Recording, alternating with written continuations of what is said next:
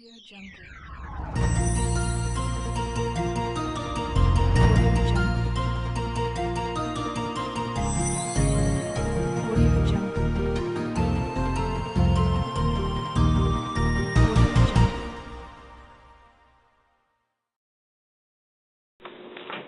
Welcome to Channel 76 News. I'm your reporter, Dominic Castagnol, reporting live from the studio. In breaking news today, there was an attack on Pearl Harbor. Now live to the scene with Luis Ramirez. Thank you for that introduction, Daniel. I'm Luis Ramirez, live at the scene where the Japanese have just finished bombing Naval Base Pearl Harbor. This morning, December 7th, 1941, the Japanese decided to surprise attack us for no reason. Many of our sailors, ships, and planes have been killed and destroyed. The reason for all this was that the Japanese were angry with us for cutting off many of their important resources, one in particular, oil. All the talks about peace treaties with them were all lies. As I speak right now, President Franklin Roosevelt is begging the people of office for a declaration of war on the Japanese. I send it back to Daniel. Thank you, Luis, for that valuable information on Pearl Harbor. And in other news, we have Anthony live at the scene at D-Day at Omaha Beach. Take it away. Thanks, Daniel. Today, June 6, 1944, also known as D-Day, Allied forces have finally landed on the beaches of Normandy, France. This invasion, codenamed Operation Overlord, is being led by none other than General Dwight D. Eisenhower.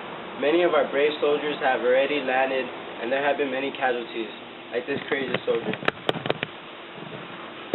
The German machine gunners have been tearing through the Allies, but we're still pushing forward. We will come back later with statistics, but for now, our courageous soldiers, the greatest generation, are fighting for our country in this day which will ever be known in infamy. Now back to Daniel. Thank you, Anthony, for that D-Day broadcast. Now, here are the stats.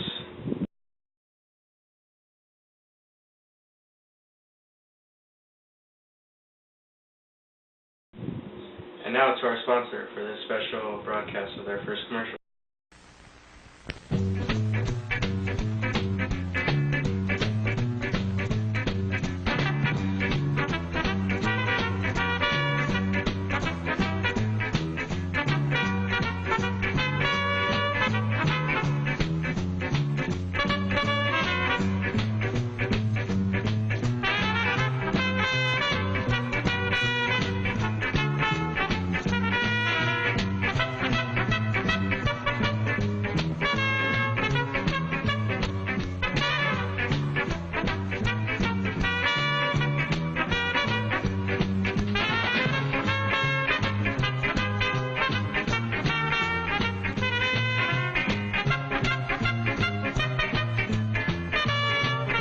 Coca-Cola has the taste you never get tired of.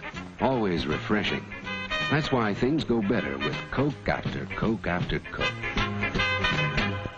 Breaking news today, Truman decided to drop two atomic bombs on Nagasaki and Hiroshima. Here's Luis with the rest of that story. Since Europe is out of the war, our only enemy left is the Japanese. President Truman ordered the dropping of the atom bomb nicknamed Little Boy on Hiroshima. In an instant, thousands of people were incinerated. The bomb is the most powerful weapon on Earth right now, and after dropping it, we hoped Japan would surrender, but we were wrong.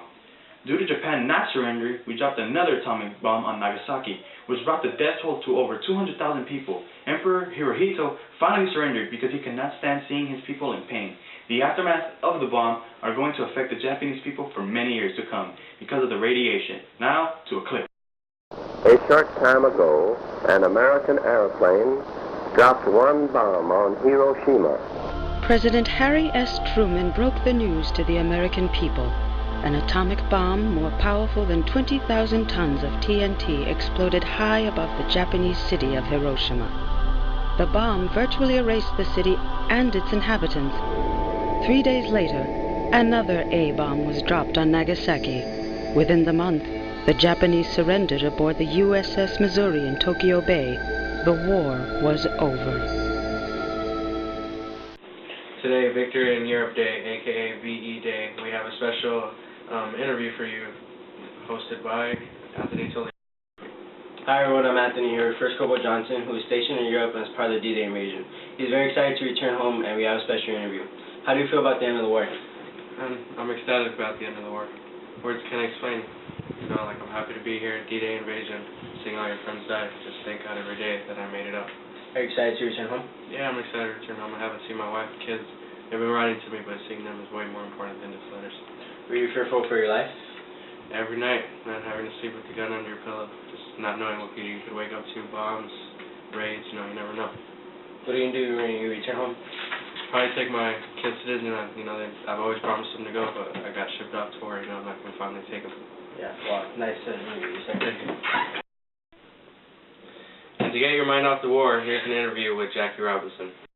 I'm here with Jackie Robinson, the first African-American baseball player. He is still playing, even though he has received death threats and even injuries from other players. Here's a quote. Plenty of times I wanted to haul off when somebody insulted me for the color of my skin, but I had to hold myself together. I knew it was kind of an experiment to the Brooklyn Dodgers, and I wanted to stay on the team. Thank you for the inspiring words. No. This is Channel 76 News. Thank you for watching. Stay classy, Big River.